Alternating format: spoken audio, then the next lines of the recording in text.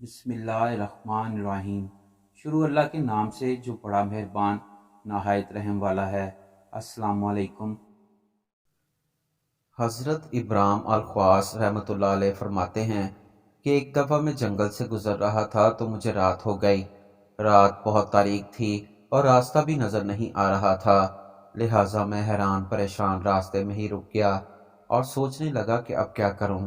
ابھی میں اسی شش و پنج میں تھا کہ اچانک میں نے کسی کتے کے بھونکنے کی آواز سنی۔ میں نے دل میں کہا کہ کتے تو آبادی میں ہوتے ہیں، لہٰذا ضروری ہے قریبی آبادی بھی ہوگی۔ یہ سوچ کر میں اس آواز کی طرف چل پڑا۔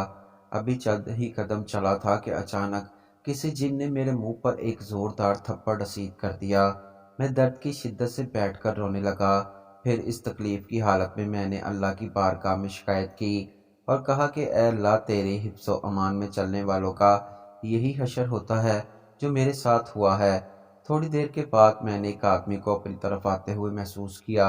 جب وہ میرے قریب آیا تو بڑے غور سے دیکھنے کے بعد مجھے پتا چلا کہ اس کے ہاتھ میں کسی جن کا سر ہے۔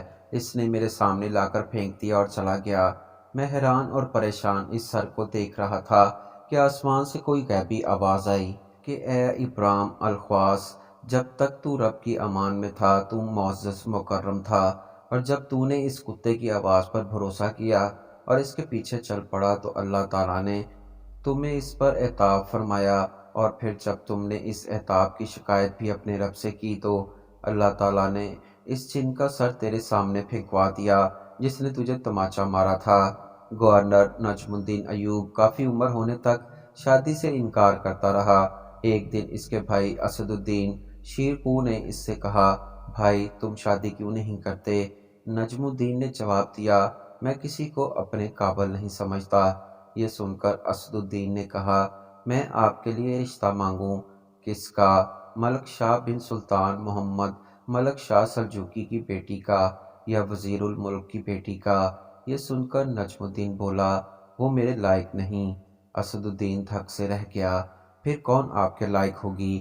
نجم الدین نے جواب دیا، مجھے ایسی نیک بیوی چاہیے جو میرا ہاتھ پکڑ کر مجھے جنت میں لے جائے، اور اس سے جو بیٹا پیدا ہو جس کی وہ بہترین تربیت کرے، وہ شاہ سوار ہو اور مسلمانوں کا قبلہ اول واپس لے۔ اسد الدین کو نجم الدین کی بات پسند نہ آئی اور اس نے کہا، ایسی لڑکی آپ کو کہاں ملے گی؟ نجم الدین نے جواب دیا، نیت میں خلوص ہو تو اللہ نصیب کرے گا۔ یہ سن کر اسد الدین خاموشی سے اسے تکنے لگا۔ ایک دن نجم الدین مسجد میں تقریر کی ایک شیخ کے پاس بیٹھے ہوئے تھے۔ ایک لڑکی آئی اور پردے کے پیچھے سے ہی شیخ کو آواز دی۔ شیخ نے لڑکی سے بات کرنے کے لیے نجم الدین سے معذرت کی۔ نجم الدین سنتا رہا، شیخ لڑکی سے کیا کہہ رہا ہے۔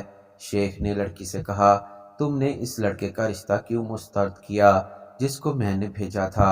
اے ہمارے شیخ اور مفتی، وہ لڑکا واقعی خوبصورت اور رتبے والا تھا مگر میرے لائق نہیں تھا۔ شیخ حیرت سے بولا، کیا مطلب، تم کیا چاہتی ہو؟ شیخ، مجھے ایسا لڑکا چاہیے جو میرا ہاتھ پکڑ کر مجھے جنت میں لے جائے، اور اس سے جو شاہ سوار پیدا ہو وہ مسلمانوں کا قبلہ اول واپس لے۔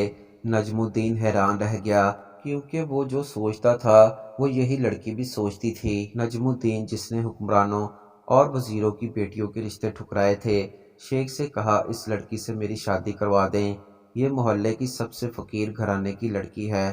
یہ سن کر نجم الدین نے کہا، میں یہی چاہتا ہوں۔